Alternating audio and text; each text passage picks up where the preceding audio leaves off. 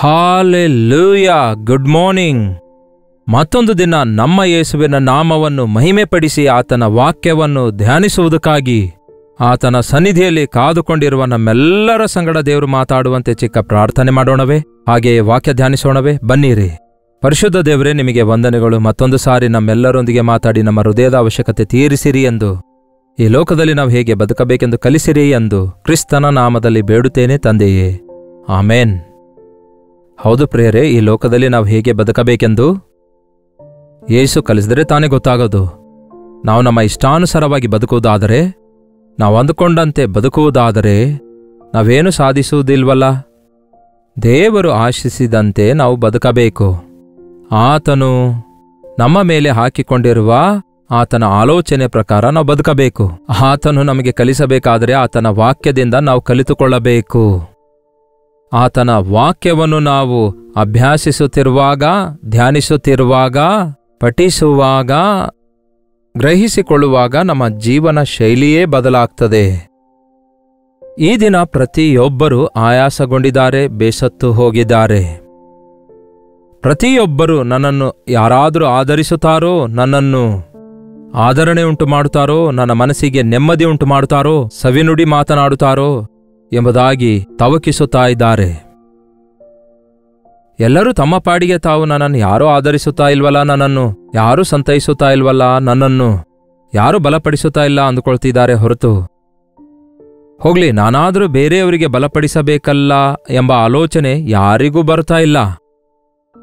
ನಾನು ನನಗೆ ಯಾರು ಆಧರಿಸುತ್ತಾರೆ, ನೀವು ನಿಮಗೆ ಯಾರು ಆಧರಿಸುತ್ತಾರೆ ಎಂದು ಒಂದು ವೇಳೆ ನೋಡುವುದಾದರೆ ಹೇಗೆ ನಡೆಯುತ್ತೆ ಪ್ರೇರೆ? ಅದಕ್ಕೆ ನಾನು ಆಧರಿಸಲ್ಪಡುವುದಕ್ಕಿಂತಲೂ ನಾನು ಆಧರಿಸುವವನಾಗಿರಬೇಕು ಎನ್ನುವುದು ಆಧ್ಯಾತ್ಮಿಕ ಜೀವಿತದಲ್ಲಿ ಉನ್ನತ ಶೈಲಿಗೆ ಬೆಳೆಯುವಾಗ ಉಂಟಾಗುವ ಆಲೋಚನೆಯಾಗಿರುತ್ತೆ. ನಾನು ಆಶೀರ್ವದಿಸಲ್ಪಡಬೇಕು ಎಂಬ ಆಲೋಚನೆಗಿಂತಲೂ ನಾನು ಆಶೀರ್ವಾದಕರವಾಗಿರಬೇಕು ಎಂಬ ಆಲೋಚನೆಗಳು ಆಧ್ಯಾತ್ಮಿಕವಾಗಿ ನೀವು ಬೆಳೆಯುತ್ತಿದ್ದೀರಿ ಎನ್ನುವುದಕ್ಕೆ ಸೂಚನೆಯಾಗಿದೆ. ನನಗೆ ಎಲ್ಲರೂ ಕೊಡಬೇಕು ಎಂಬ ಆಲೋಚನೆಗಿಂತಲೂ ನಾನು ಯಾರಿಗೆ ಏನು ಕೊಡಲಿ ಎನ್ನುವಂತಹ ಆಲೋಚನೆ, ನಾನೇ ಪ್ರೀತಿಸಲ್ಪಡಬೇಕು ಎನ್ನುವುದಕ್ಕಿಂತಲೂ ನಾನು ಇತರರನ್ನು ಪ್ರೀತಿಸಬೇಕು ಎಂಬ ಕೋರಿಕೆ ನಿಮಗಿರುವುದಾದರೆ ನೀವು ಆಧ್ಯಾತ್ಮಿಕ ಜೀವಿತದಲ್ಲಿ ಬೆಳೆಯುತ್ತಿದ್ದೀರಿ ಎಂದರ್ಥ. ಚಿಕ್ಕ ಮಕ್ಕಳಿಗೆ ನಾವು ಏನಾದರೂ ಕೊಡಬೇಕು, ಅದು ಕೊಡಬೇಕು, ಇದು ಕೊಡಬೇಕೆಂದು ಅವರು ಯಾವಾಗಲೂ ಕೋರಿಕೊಳ್ತಾರೆ. ದೊಡ್ಡವರಾದ ನಾವು ನಮ್ಮ ಮಕ್ಕಳಿಗೆ ಅವರು ಏನೇ ಕೋರಿಕೊಂಡ್ರೂ ಕೂಡ ಅದನ್ನು ನಾವು ಕೊಡಬೇಕೆಂದು ಆಲೋಚಿಸ್ತೇವೆ. ಆಧ್ಯಾತ್ಮಿಕ ಜೀವಿತದಲ್ಲಿಯೂ ಕೂಡ ಅಷ್ಟೇ. ಆಧ್ಯಾತ್ಮಿಕವಾಗಿ ಒಬ್ಬ ವ್ಯಕ್ತಿ ಕ್ರಿಸ್ತನಲ್ಲಿ ಫಲಿಸುವಾಗ, ಅಭಿವೃದ್ಧಿಯಾಗುವಾಗ ತಾನು ಹೇಗೆ ಇತರರಿಗೆ ಮೇಲುಂಟು ಮಾಡಬೇಕು ಎಂಬ ಆಲೋಚನೆಯಲ್ಲಿರ್ತಾನೆ. ಮತ್ತೆ ನಾವು ಹಾಗಿರಬೇಕಾದ್ರೆ ಹೇಗೆ? ಈ ರೀತಿಯಾಗಿದೆ, ನೋಡೋಣ ಬನ್ನಿ. ಯೆಶಾಯನ ಪುಸ್ತಕ 50ನೇ ಅಧ್ಯಾಯ 4ನೇ ವಚನ. ಬಳಲಿ ಹೋದವರನ್ನು ಮಾತುಗಳಿಂದ ಸುಧಾರಿಸುವುದಕ್ಕೆ ನಾನು ಬಲ್ಲವನಾಗುವಂತೆ ಕರ್ತನಾದ ಯೆಹೋವನು ಶಿಕ್ಷಿತರ ನಾಲಿಗೆಯನ್ನು ನನಗೆ ದಯಪಾಲಿಸಿದ್ದಾನೆ. ಏನಂತೆ? ಬಳಲಿದವರನ್ನು ಮಾತುಗಳಿಂದ. ಮಾತು ಸಾಕು ಪ್ರಿಯರೇ. One word can encourage a person. ಒಂದು ಧೈರ್ಯದಿಂದ ಕೂಡಿದ ಮಾತು. ಸುಮ್ಮನೆ ಭುಜ ತಟ್ಟಿದಾಗ ನೋಡಿರಿ ಎದುರಿರುವ ಮನುಷ್ಯನಿಗೆ ಎಷ್ಟು ಧೈರ್ಯ ಬರುತ್ತದೆಂದು. ಭುಜ ತಟ್ಟಿ ಪ್ರೋತ್ಸಾಹಪಡಿಸುವವರಿಗಿಂತಲೂ ಕುಗ್ಗಿಸಿ ಬಿಡುವವರೇ ಈ ದಿನ ಹೆಚ್ಚಾಗ್ತಿದ್ದಾರೆ. ನೆಗೆಟಿವ್ ಅನ್ನೋದು ಹೆಚ್ಚಾಗ್ತಾ ಇದೆ ಪ್ರಿಯರೇ, ಎಲ್ಲಿ ನೋಡಿದ್ರೂ ಕೂಡ. ಆದರೆ ಈ ಭಕ್ತನು ಹೇಳ್ತಿದ್ದಾನೆ, ಬಳಲಿದವರನ್ನು ಮಾತುಗಳಿಂದ ಸುಧಾರಿಸುವುದಕ್ಕೆ ನಾನು ಬಲ್ಲವನಾಗುವಂತೆ. ಏನಂತೆ? ಬಳಲಿದವರನ್ನು ಮಾತುಗಳಿಂದ ಸುಧಾರಿಸಬೇಕಾದರೆ ಏನ್ ಬೇಕಂತೆ? ಜ್ಞಾನ ಬೇಕು, ದೈವಜ್ಞಾನ ಬೇಕು. ದೈವಜ್ಞಾನ ಎಷ್ಟು ಪವಿತ್ರವಾಗಿದೆಯೆಂದು, ಎಷ್ಟು ಶುದ್ಧವಾಗಿದೆಯೆಂದು, ಎಷ್ಟು ಮೇಲುಕರವಾಗಿದೆಯೆಂದು ನಾವು ಬೈಬಲ್ನಲ್ಲಿ ಓದುತ್ತೇವೆ. ಮನುಷ್ಯರ ಜ್ಞಾನ ಯುಕ್ತಿ, ಕುಯುಕ್ತಿ, ನಟನೆ, ವೇಷಧಾರಣೆ ಇವುಗಳಿಂದ ಕೂಡಿದಾಗಿದೆ. ಸುಮ್ಮನೆ ಆಧರಿಸಲು ಪ್ರಯತ್ನಿಸಿದರೆ ಅದು ವ್ಯರ್ಥವಾಗಿಬಿಡುತ್ತೆ. ಆ ಮಾತು ಎದುರಿರುವ ವ್ಯಕ್ತಿಯ ಹೃದಯವನ್ನು ಸಂತೈಸುವ ಮಾತಾಗಿರಬೇಕು.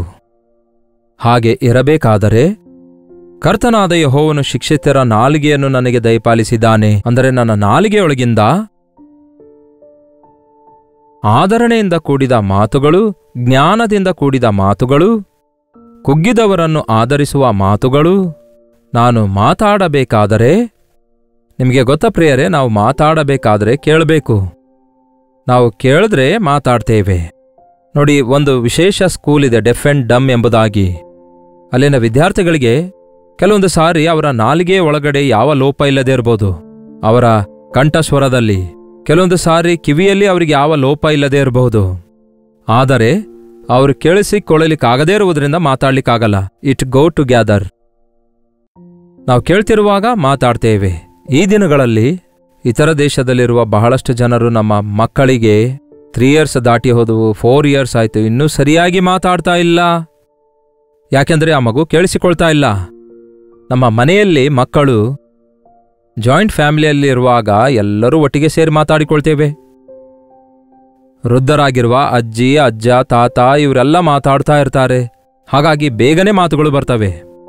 ಅದೇ ಚರ್ಚಿಗೆ ಹೋಗುವುದಾದರೆ ಚರ್ಚ್ ಮಕ್ಕಳೊಂದಿಗೆ, ಸಂಡೇ ಸ್ಕೂಲ್ ಮಕ್ಕಳೊಂದಿಗೆ ಒಬ್ಬರ ಸಂಗಡ ಒಬ್ಬರು ಮಾತಾಡಿಕೊಳ್ತಾರೆ, ಹೌದಲ್ಲವೇ? ಆದರೆ ಚಿಕ್ಕ ವಯಸ್ಸಲ್ಲಿ ಅಂದರೆ 2-3 ವರ್ಷ ಒಳಗಿನ ಮಕ್ಕಳಿಗೆ ಯಾವುದೋ ಒಂದು ಕಿಂಡರ್ ಗಾರ್ಡನ್ ಸ್ಕೂಲ್ನಲ್ಲಿ ಸೇರಿಸ್ತಾರೆ, ಇಲ್ಲವೇ ನರ್ಸಿಂಗ್ ಸೆಂಟರಲ್ಲಿ ಹಾಕುತ್ತಾರೆ. ಪೇರೆಂಟ್ಸ್ ಇಬ್ಬರೂ ವರ್ಕ್ ಮಾಡುವುದರಿಂದ ಅಲ್ಲಿ ಮಗುವಿಗೆ ಯಾರು ಮಾತಾಡಲ್ಲ ಅಂದ್ಕೊಂಡ್ರು ಅವರ ಭಾಷೆ ಬೇರೆ ಇರುತ್ತೆ. ತಂದೆ ತಾಯಿಗಳಿಗೇನೋ ಮಕ್ಕಳೊಂದಿಗೆ ಮಾತಾಡಲು ಟೈಮ್ ಇರಲ್ಲ. ಹಾಗಾಗಿ ಏನ್ ಮಾಡ್ತಾರೆ, ಮಾತೇ ಬರೋದಿಲ್ಲ, ಯಾವ ಭಾಷೆ ಸರಿಯಾಗಿ ಬರಲ್ಲ. ಸ್ವಲ್ಪ ಕನ್ನಡ, ಸ್ವಲ್ಪ ಇಂಗ್ಲಿಷು, ಸ್ವಲ್ಪ ಲೋಕಲ್ ಮಾತಾಡುವಾಗ ಆ ಮಕ್ಕಳಿಗೆ ಸ್ವಲ್ಪ ಆಲಸ್ಯವಾಗ್ತದೆ. ಕಾರಣ ಅವರು ಕೇಳಿಸಿಕೊಳ್ತಾ ಇಲ್ಲ. ದೇವರ ವಾಕ್ಯವನ್ನು ಕೇಳಿದವನು ದೇವರ ಮಾತುಗಳನ್ನೇ ಮಾತಾಡುತ್ತಾನೆ. ಎಷ್ಟು ಹೆಚ್ಚಾಗಿ ನಾವು ದೇವರ ವಾಕ್ಯವನ್ನು ಕೇಳಿಸಿಕೊಳ್ತೇವೋ ಅಷ್ಟೇ ಹೆಚ್ಚಾಗಿ ನಮ್ಮ ಬಾಯಿಂದ ಬರುವಂತಹ ಮಾತುಗಳು ಪವಿತ್ರವಾಗಿರುತ್ತವೆ, ಆದರಣೆಯಿಂದ ಕೂಡಿದಾಗಿರ್ತವೆ, ಪ್ರೀತಿಪೂರ್ವಕವಾಗಿರ್ತವೆ. ಅವು ದೇವರ ಮಾತುಗಳಂತೆಯೇ ಇರ್ತವೆ. ಅದಕ್ಕೆ ಭಕ್ತನು ಹೇಳ್ತಾನೆ, ಬೆಳಬೆಳಗೂ ನನ್ನನ್ನು ಎಚ್ಚರಿಸಿ ಶಿಕ್ಷಿತರಂತೆ ನಾನು ಕೇಳುವ ಹಾಗೆ ಕಿವಿಯನ್ನು ಜಾಗೃತಗೊಳಿಸುತ್ತಾನೆ. ಪ್ರತಿ ಉದಯದಲ್ಲಿ ಈ ಅನುದಿನದ ಧ್ಯಾನ ನಿಮ್ಮ ಮುಂದೆ ತರ್ತಿದ್ದೇವೆ. ನಿಮ್ಮಲ್ಲಿ ಎಷ್ಟು ಜನ ಕೇಳ್ತಾ ಇದ್ದೀರಿ? ಅವಾಗೊಂದು ಸಾರಿ ಇವಾಗೊಂದು ಸಾರಿ ಕಾಟಾಚಾರಕ್ಕಾಗಿ ಕೇಳೋದಲ್ಲ, ಕರೆಕ್ಟಾಗಿ ಉದಯದಲ್ಲಿಯೇ ದೇವರ ಮಾತುಗಳನ್ನು ಕೇಳಿಸಿಕೊಳ್ಳುವುದಾದರೆ ಆ ದಿನವಿಡೀ ನೀವು ಆಡುವ ಮಾತುಗಳಲ್ಲಿ ಸಾರವಿರುತ್ತೆ. ಆ ಮಾತುಗಳಲ್ಲಿ ದೇವರ ವಾಕ್ಯದ ಸತ್ಯ ಇರುತ್ತೆ. ದೈವ ಜ್ಞಾನದಿಂದ ನೀವು ತುಂಬಲ್ಪಡ್ತೀರಿ. ಪ್ರತಿ ಉದಯದಲ್ಲಿ ನನ್ನನ್ನು ಎಚ್ಚರಿಸಿ ಶಿಕ್ಷಿತರಂತೆ ನಾನು ಕೇಳುವ ಹಾಗೆ ನನ್ನ ಕಿವಿ ಜಾಗರೂಕಗೊಳಿಸಿದ್ದಾನೆ. ಕೇಳ್ತಿರ್ತೇವೆ ನಾವು ಕೆಲವೊಂದು ಸಾರಿ, ಅವರು ಬಹಳ ಚೆನ್ನಾಗಿ ಹೇಳಿದ್ರು ಅನ್ನುತ್ತೇವೆ ಅಷ್ಟೇ. ಏನು ಹೇಳಿದ್ದಾರೆ ಅಂದರೆ ಹೇಳೋದಿಲ್ಲ. ಅಂದರೆ ನಿಜವಾಗ್ಲೂ ಕೇಳಿದಾರು? ಏನೋ ಅಲ್ಲಿ ಮೂಢಭಕ್ತಿಯಿಂದ ಕೂತ್ಕೊಂಡು ಪ್ರಾರ್ಥನೆ ಅಂದಾಗ ಕಣ್ಮುಚ್ಕೊಂಡು ಆಮೇಲೆ ಅನ್ನುತ್ತಾರಷ್ಟೇ, ಸಾಕಾಗಲ್ಲಷ್ಟು. ಕೇಳಿರುವುದನ್ನು ಗ್ರಹಿಸಿಕೊಳ್ಳಬೇಕು, ಕೇಳಿರುವುದನ್ನು ಅನುಸರಿಸಬೇಕು, ಕೇಳಿರುವುದನ್ನು ಧ್ಯಾನಿಸಬೇಕು. ಅವಾಗಲೇ ಆ ಸಾರ ನಮ್ಮ ಜೀವಿತದಲ್ಲಿ ಬರುತ್ತೆ. ಈ ಭಕ್ತನು ಹೇಳ್ತಾನೆ, ಕೇಳುವ ಬುದ್ಧಿ ಹುಟ್ಟಿಸ್ತಿದ್ದಾರೆ ದೇವರು. ಕೇಳುವ ಬುದ್ಧಿ ಇಲ್ಲ ನಮಗೆ, ಕೇಳಲ್ಲ, ಕೇಳಲು ಇಷ್ಟಪಡಲ್ಲ, ಮಾತಾಡಲು ಮಾತ್ರ ಇಷ್ಟಪಡ್ತೇವೆ. ಲಬ ಅಂತ ಮಾತಾಡ್ತೇವೆ ಹೊರತು ಎದುರುಗಡೆ ಇರುವವರು ಮಾತಾಡುವುದನ್ನು ಕೇಳಿಸಿಕೊಂಡು ಗ್ರಹಿಸಿಕೊಂಡು ಅದನ್ನು ಅವಲಂಬಿಸುವುದಕ್ಕಾಗಿ, ಮತ್ತಷ್ಟು ಮುಖ್ಯವಾಗಿ ದೇವರ ಮಾತುಗಳನ್ನು ಕನಿಷ್ಠ ಕೇಳಿ ಅವುಗಳ ಪ್ರಕಾರ ಜೀವಿಸಬೇಕೆಂದು ಆಶಿಸೋದಿಲ್ಲ. ಅದಕ್ಕೆ ವಾಕ್ಯ ಹೇಳುತ್ತದೆ, ಕೇಳಲು ಅವರು ಹೃದಯ ಸಿದ್ಧ ಮಾಡಿಕೊಳ್ಳದೇ ಇರುವುದರಿಂದ ಕೇಳಲಿಲ್ಲ. ದೇವರ ವಾಕ್ಯದಲ್ಲಿ ಸಂತೋಷ ಇಲ್ಲದವರಾಗಿ ಇದ್ದಾರೆ ಎಂದು ಯೆರೆಮೀಯನ ಪುಸ್ತಕದಲ್ಲಿ ಬರೆಯಲಾಗಿದೆ. ಹಾಗಾಗಿ ಕೇಳುವುದಕ್ಕಾಗಿ ನನಗೆ ಬುದ್ಧಿ ಹುಟ್ಟಿಸಿರಿ ದೇವರೇ, ನನ್ನ ಮನಸ್ಸನ್ನು ಹತೋಟಿಯಲ್ಲಿಟ್ಕೊಳ್ಳಲು ಸಹಾಯ ಮಾಡಿರಿ ಎಂದು ಪ್ರತಿ ಉದಯದಲ್ಲಿ ದೇವರ ಮಾತುಗಳನ್ನು ಹೀಗೆ ನೀವು ಕೇಳುವುದಾದರೆ ಶಿಷ್ಯನಿಗೆ ತಕ್ಕಂತಹ ನಾಲಿಗೆಯನ್ನು ನೀವು ಹೊಂದಿಕೊಂಡಿರ್ತೀರಿ. ಶಿಷ್ಯನು ಯಾವಾಗಲೂ ಕೂಡ ಕೇಳುವುದಕ್ಕಾಗಿ ಆಸೆಯುಳ್ಳವನಾಗಿರ್ತಾನೆ. ಕೇಳಿರುವುದನ್ನು ವರ್ಣಿಸುವುದಕ್ಕಾಗಿ ಅದರ ಪ್ರಕಾರ ಜೀವಿಸುವುದಕ್ಕೆ ಆಸೆ ಪಡುವವನೇ ಶಿಷ್ಯನಾಗಿರುತ್ತಾನೆ, ಗುರುವಿಗೆ ತಕ್ಕ ಶಿಷ್ಯನಾಗಿರ್ತಾನೆ. ನಮ್ಮ ಪರಮ ಗುರುವಾಗಿರುವ ನಮ್ಮ ಕರ್ತನಾದ ಯೇಸು ಕ್ರಿಸ್ತನ ಮಾತುಗಳು, ಆತನ ಪ್ರಬೋಧನೆಯಿಂದ ಕೂಡಿರುವ ಪರಿಶುದ್ಧ ಸತ್ಯವೇದವನ್ನು ಎಷ್ಟು ಹೆಚ್ಚು ನಾವು ಓದುತ್ತೇವೋ ಅಷ್ಟೇ ಹೆಚ್ಚಾಗಿ ನಮ್ಮ ಬಾಯಿಂದ ಬರುವಂತಹ ಮಾತುಗಳು ಇತರರಿಗೆ ಆಶೀರ್ವಾದಕರವಾಗಿಯೂ ಆದರಣೆಯಾಗಿಯೂ ಇರ್ತವೆ. ಕೇಳುವುದಕ್ಕಾಗಿ ದೇವರು ಕೇಳುವ ಬುದ್ಧಿ ನಮಗೆ ಹುಟ್ಟಿಸಿದಾಗ ಇನ್ನೊಂದು ಅಂಶ ನೋಡ್ತೇವೆ ನೋಡಿ, 5ನೇ ವಚನದಲ್ಲಿ. ಯೆಶಾಯ 50ನೇ ಅಧ್ಯಾಯ 5ನೇ ವಚನ. ಕರ್ತನಾದ ಯೆಹೋವನು ನನ್ನ ಕಿವಿಯನ್ನು ತೆರೆದಿದ್ದಾನೆ, ನಾನು ಎದುರು ಬೀಳಲಿಲ್ಲ, ವಿಮುಖನೂ ಆಗಲಿಲ್ಲ. ಆತನ ಮಾತು ಕೇಳದಂತೆ ವಿಮುಖನೂ ಆಗಲಿಲ್ಲ. ಅಂದರೆ ಕೇಳುವ ಮನಸ್ಸು ಹುಟ್ಟಿಸಿದಾಗಿಯೂ ನಾವು ಇಲ್ಲ ಕೇಳೋದಿಲ್ಲ ಎಷ್ಟೇ ಚೆನ್ನಾಗಿ ವಾದ್ಯಗಳನ್ನು ನುಡಿಸಿದರೂ ನಾವು ಕೇಳುವುದೇ ಇಲ್ಲ ಎಂಬ ಕಿವುಡರಂತಿದ್ದಾರೆ ಎಂಬುದಾಗಿ ಕೂಡ ಬೈಬಲ್ನಲ್ಲಿದೆ. ನಾಗಸ್ವರ ಕೇಳಿಸಿದ ಕೂಡಲೇ ಎಲ್ಲೋ ಹೊತ್ತಿನಲ್ಲಿರುವಂತಹ ಹಾವು ತಕ್ಷಣವೇ ಹೊರಗಡೆ ಬಂದ್ಬಿಡುತ್ತೆ. ಆದರೆ ಅದು ಒಂದೆರಡು ಸಾರಿ ಬೇಟೆಗಾರನ ಕೈಗೆ ಸಿಕ್ಕಿ ತಪ್ಪಿಸಿಕೊಂಡಿತು ಅಂದುಕೊಳ್ಳಿ. ಓಹೋ, ಈ ರೀತಿ ಊದಿ ನನಗೆ ಕರೆಯುತ್ತಿದ್ದಾರೆ, ಯಾಕೆಂದರೆ ನನ್ನನ್ನು ಹಿಡಿಯುವುದಕ್ಕಾಗಿ ಎಂದು ತಿಳಿದುಕೊಂಡಿರೋದ್ರಿಂದ ನಾನು ಕೇಳಲ್ಲ ಅಂದುಕೊಳ್ತಂತೆ. ಹಾವಿನ ಕಿವಿಗಳು ಕಣ್ಣಿಗೆ ಕಾಣಿಸಲ್ಲ, ಬಹಳ ಚಿಕ್ಕದಾಗಿರ್ತವೆ, ಆದರೆ ಬಹಳ ಶಾರ್ಪ್ ಆಗಿರ್ತವೆ. ಆದರೆ ಹಾವು ಒಂದು ವೇಳೆ ನಾನು ಕೇಳೋದಿಲ್ಲ ಅಂದುಕೊಂಡ್ರೆ ಅದನ್ನು ಕೇಳಿಸಿಕೊಳ್ಳಲ್ಲ ಅಂತೆ. ಅದೇ ಮಾದರಿಯಲ್ಲಿ ಈ ದಿನ ಬಹಳಷ್ಟು ಜನ ಇದು ನನಗೆ ಅಗತ್ಯವಿಲ್ಲ, ಕೇಳುವಂತೆ ಕಾಣಿಸಿಕೊಳ್ತಾರೆ, ಕೇಳುವಂತೆ ನಟಿಸುತ್ತಾರೆ, ಆದರೆ ಅವರು ಕೇಳಿಸಿಕೊಳ್ಳಲ್ಲ. ದೇವರ ವಾಕ್ಯ ಕೇಳುವಾಗ ಪ್ರಿಯರೇ, ನಾವು ಕಾಲಕ್ಷೇಪದ ಹಾಗೆ ಕೇಳಿದಂತಿರಬಾರ್ದು, ಮೂಢಭಕ್ತಿಯಿಂದ ಕೇಳಿದಂತಿರಬಾರ್ದು. ಹಾಗೆ ಕೇಳಿದ್ರೆ ಪ್ರಯೋಜನ ಇಲ್ಲ. ಆಸಕ್ತಿಯಿಂದ ಕೇಳಬೇಕು, ಶ್ರದ್ಧೆಯಿಂದ ಕೇಳಬೇಕು, ಮನಸ್ಸಿಟ್ಟಿ ಕೇಳಬೇಕು, ಕೇಳಿರುವುದನ್ನು ಹೃದಯದಲ್ಲಿ ಭದ್ರಪಡಿಸಿಕೊಳ್ಳಬೇಕು. ಆಗ ನೀವು ಜೀವಿತದಲ್ಲಿ ಧನ್ಯರಾಗ್ತೀರಿ. ಹಗಲಿರುಳು ದೇವರ ವಾಕ್ಯ ಧ್ಯಾನಿಸುವಂಥವನು ಧನ್ಯನು. ವಾಕ್ಯವನ್ನು 1 ಗಂಟೆ ಆಗಲಿ, ಕೆಲವು ನಿಮಿಷ ಆಗಲಿ, ದಿನದಲ್ಲಿ ಕೆಲವು ಹೊತ್ತು ಕೇಳಬೇಕು. ಆದರೆ ದಿನವೆಲ್ಲ ವಾಕ್ಯ ಧ್ಯಾನಿಸುವುದಾದರೆ ಅವನ ಕೈಕೆಲಸವೆಲ್ಲ ಸಫಲವಾಗುವುದು ಎಂದು ದೇವರ ವಾಕ್ಯ ಹೇಳ್ತದೆ. ನಿಮ್ಮನ್ನು ಅನೇಕರು ಒಂಥರ ಕೋರಿಕೊಳ್ತಾರೆ, ನಿಮ್ಮ ಮಾತು ಕೇಳಿಸಿಕೊಳ್ಳಬೇಕೆಂದು ಬಯಸುತ್ತಾರೆ. ನಿಮ್ಮ ಮಾತಿನಲ್ಲಿ ಸಾರ ಇರುತ್ತೆ, ಪ್ರೀತಿ ಇರುತ್ತೆ, ಆದರಣೆ ಇರುತ್ತೆ, ಬಿಡುಗಡೆ ಇರುತ್ತೆ, ಸಮಸ್ಯೆಗಳಿಗೆ ಪರಿಷ್ಕಾರ ಇರುವುದರಿಂದ. ಮನುಷ್ಯರೆಲ್ಲರೂ ಸಮಸ್ಯೆಯಲ್ಲಿದ್ದಾರೆ ಪ್ರಿಯರೇ, ಮನುಷ್ಯರೆಲ್ಲರೂ ಹೋರಾಟದಲ್ಲಿದ್ದಾರೆ, ಆಧರಿಸಲು ಯಾರೂ ದಿಕ್ಕಿಲ್ಲದೆ ಒದ್ದಾಡ್ತಾ ಇದ್ದಾರೆ. ನಾವು ಕೂಡ ಯಾರಿಂದಾದರೂ ನಾವು ಆಧರಿಸಲ್ಪಡಬೇಕೆಂಬ ಆಸೆಯಲ್ಲಿರುವುದಾದರೆ ನಮಗಿರುವಂತಹ ನಮ್ಮ ಕಷ್ಟಗಳು, ನಮ್ಮ ಶ್ರಮೆಗಳು, ನಮ್ಮ ಇಕ್ಕಟ್ಟುಗಳು ಪಕ್ಕಕ್ಕೆ ತಳ್ಳಿಹಾಕಿ ನಮಗಿಂತಲೂ ಕಠಿಣವಾದ ಪರಿಸ್ಥಿತಿಯಲ್ಲಿರುವವರನ್ನು ಆಧರಿಸಬೇಕಾದರೆ, ಉದಾಹರಣೆಗೆ ನಮ್ಮ ಯವನ ಮಕ್ಕಳು ಈ ದಿನ ನೋಡಲು ಬಹಳ ಬ್ರಹ್ಮಾಂಡವಾಗಿ ಕಾಣಿಸ್ತಾರೆ, ತಿರುಗಾಡುವಂತೆ ಕಾಣಿಸಿಕೊಳ್ತಾರೆ, ಮಾತು ಕೇಳದವರಂತೆ ಕಾಣಿಸಿಕೊಳ್ತಾರೆ. ಆದರೆ ಅವರಿಗೆ ಎಷ್ಟೋ ಸಮಸ್ಯೆಗಳಿರುತ್ತವೆ, ಅವರ ಮನಸ್ಸೊಳಗೆ ಎಷ್ಟೋ ಕಳವಳ ಇರುತ್ತೆ, ಅವರ ಜೀವಿತದಲ್ಲಿ ಎಷ್ಟೋ ಹೋರಾಟಗಳಿರ್ತವೆ. ಅವರಿಗೆ ಅರ್ಥ ಆಗುವ ರೀತಿಯಲ್ಲಿ, ಅವರಿಗೆ ಅವಶ್ಯಕವಾಗಿರುವ ರೀತಿಯಲ್ಲಿ, ಅವರೊಂದಿಗೆ ಪ್ರೀತಿಯಿಂದ ನಾವು ಏನಾದರೂ ಒಂದು ವೇಳೆ ಮಾತಾಡುವುದಾದರೆ, ದೇವರ ಮಾತುಗಳಿಂದ ಮಾತಾಡುವುದಾದರೆ ಒಬ್ಬ ವ್ಯಕ್ತಿಯನ್ನು ಸಂಪಾದಿಸಿಕೊಳ್ಳಬಹುದು. ಇಂದಿನಿಂದ ನಾನೇ ಆಯಾಸಗೊಂಡಿದ್ದೇನೆ, ನಾನೇ ಬೇಸತ್ತು ಹೋಗಿದ್ದೇನೆ, ನನ್ನನ್ನು ಯಾರೂ ಆಧರಿಸ್ತಾ ಇಲ್ವಲ್ಲ, ನಾನೇನ್ ಮಾಡಬಲ್ಲೆ ಅಂದುಕೊಳ್ಳದಂತೆ ಬಳಲಿದವರನ್ನು ಸುಧಾರಿಸುವುದಕ್ಕಾಗಿ ದೇವರ ಜ್ಞಾನ ಕೇಳಿಕೊಳ್ಳಬೇಕು. ದೇವರು ಜ್ಞಾನ ಕೊಡುವಾಗ, ಬಳಲಿದವರನ್ನು ಸಂತೈಸುವುದಕ್ಕಾಗಿ ದೇವರು ನಿಮಗೆ ಮಾತಾಡುವ ಜ್ಞಾನ ಕೊಡುವಾಗ ನಿಮ್ಮ ಬಾಯಿಯಿಂದ ನಿಮಗೆ ಗೊತ್ತಾಗದಂತೆ ಆದರಣೆಯಿಂದ ಕೂಡಿದ ಮಾತುಗಳು ಬರುವಾಗ ನಿಮ್ಮನ್ನೂ ಆಧರಿಸ್ತವೆ. ನೀವು ಬಳಲಿದವರಾಗಿರ್ತೀರಲ್ಲವೇ, ನಿಮಗೂ ಅದು ಅನ್ವಯಿಸುತ್ತದಲ್ಲವೇ? ನೀವು ಇತರರಿಗೆ ಹೇಳುತ್ತಿರುವಾಗಲೇ ನೀವು ಕೂಡ ಆಶೀರ್ವದಿಸಲ್ಪಡ್ತೀರಿ ಎಂಬುದು ದೇವರ ವಾಕ್ಯದಲ್ಲಿರುವ ದೊಡ್ಡ ವಿಷಯವಾಗಿದೆ. ದೇವರ ವಾಕ್ಯ ಇಬ್ಬಾಯಿ ಕತ್ತಿಯಂತೆ ಹದವಾಗಿದೆ. ಹೇಳುವವರಿಗೂ ಕೇಳುವವರಿಗೂ ಕೂಡ ಅದು ಅನ್ವಯಿಸುತ್ತದೆ. ಖಂಡಿತವಾಗಿಯೂ ದೇವರ ಪ್ರೀತಿಯನ್ನು ಗುರುತಿಸಿದಂಥವರು, ದೇವರ ಆದರಣೆಯನ್ನು ಹೊಂದಿಕೊಂಡಂಥವರು ಇತರರಿಗೆ ಆಶೀರ್ವಾದಕರವಾಗಿರ್ತಾರೆ.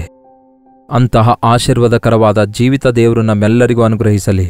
ಪ್ರಾರ್ಥನೆ. ಪರಿಶುದ್ಧ ದೇವರೇ, ಪ್ರೀತಿಯುಳ್ಳ ತಂದೆಯೇ, ಈ ಸಮಯದಲ್ಲಿ ದೇವರೇ ಒಂದು ಸಾರಿ ನಮ್ಮನ್ನು ನೋಡಿರಿ.